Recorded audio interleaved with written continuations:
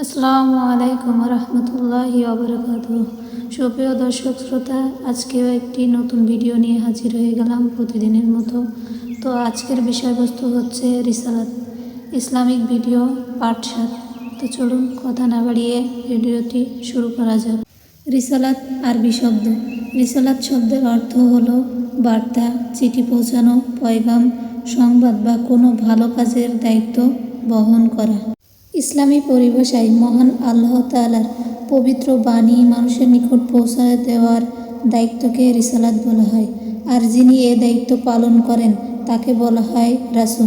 রাসূল শব্দের বহুবচন রসুল।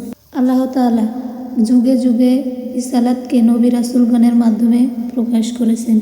নবী রাসূলগণের প্রেরণের উদ্দেশ্যগুলো হলো তারা মানুষের নিকট আল্লাহ তাআলার পরিচয় তুলে ধরেন, অর্থাৎ আল্লাহ তাআলা জাত, সিফাত, ক্ষমতা, নিয়ামত ইত্যাদির বিষয়ে কথা মানুষের নিকট প্রকাশ করতেন।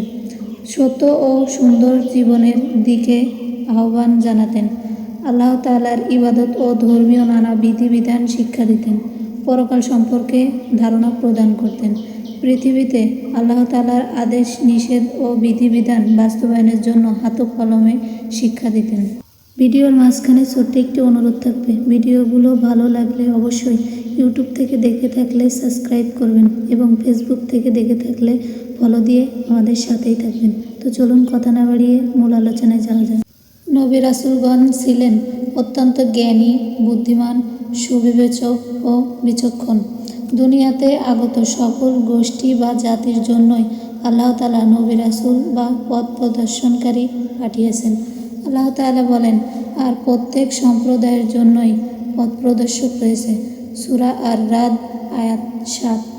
অন্যত্র আল্লাহ তাআলা বলেন, মুহাম্মদ তোমাদের মধ্যে কোনো পুরুষের পিতা নন, বরং তিনি আল্লাহর রাসূল এবং শেষ নবী। সূরা আল-আহজাব আয়াত ৪০। আমাদের প্রিয় নবী সাল্লাল্লাহু আলাইহি ওয়াসাল্লাম হলেন খাতামুন নবিয়্যিন। তিনি সর্বশেষ নবী, তারপরে আর কোনো নবী নেই।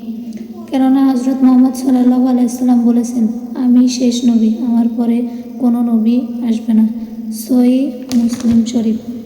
আল্লাহ তাআলা তার মাধ্যমে দ্বীনের পূর্ণতা প্রদান করেছেন। আল্লাহ তাআলা ঘোষণা করেন, আজ আমি তোমাদের জন্যই তোমাদের দ্বীনকে পূর্ণাঙ্গ করলাম, তোমাদের উপর আমার নিয়ামত পরিপূর্ণ করলাম এবং তোমাদের জন্য ইসলামকে দ্বীন হিসেবে মনোনীত করলাম। সূরা আল-মাইদা আয়াত ৩। আল্লাহ তাআলা আরও বলেন, রাসূল তার প্রতি তার প্রতিপালকের পক্ষ থেকে যা অবতীর্ণ হয়েছে তাতে ঈমান এনেছে এবং মুমিনগণও। তাদের সবাই আল্লাহে, তার ফেরেশতাগণে, তার কিতাবসমূহে এবং তার রাসূলগণের ঈমান এনেছে। তারা বলে, আমরা তার রাসূলগণের মধ্যে কোনো তারতম্য করি নাই। সূরা আল-বাকারা আয়াত ২৮৫। তো প্রিয় দর্শক, আজ এ পর্যন্তই। সবাই ভালো থাকবেন। ইসলামিক ভিডিও পেতে আমাদের সাথেই থাকবেন। ইসলামী জীবন দর্শনে রিসালাতের বিশ্বাস স্থাপন করা অপরিহার্য। তাওহীদের বিশ্বাসের সাথে সাথে প্রত্যেক মুমিন ও মুসলমানকে রিসালাতে বিশ্বাস করতে হবে। ভালো থাকবেন, সুস্থ থাকবেন। আল্লাহ হাফেজ।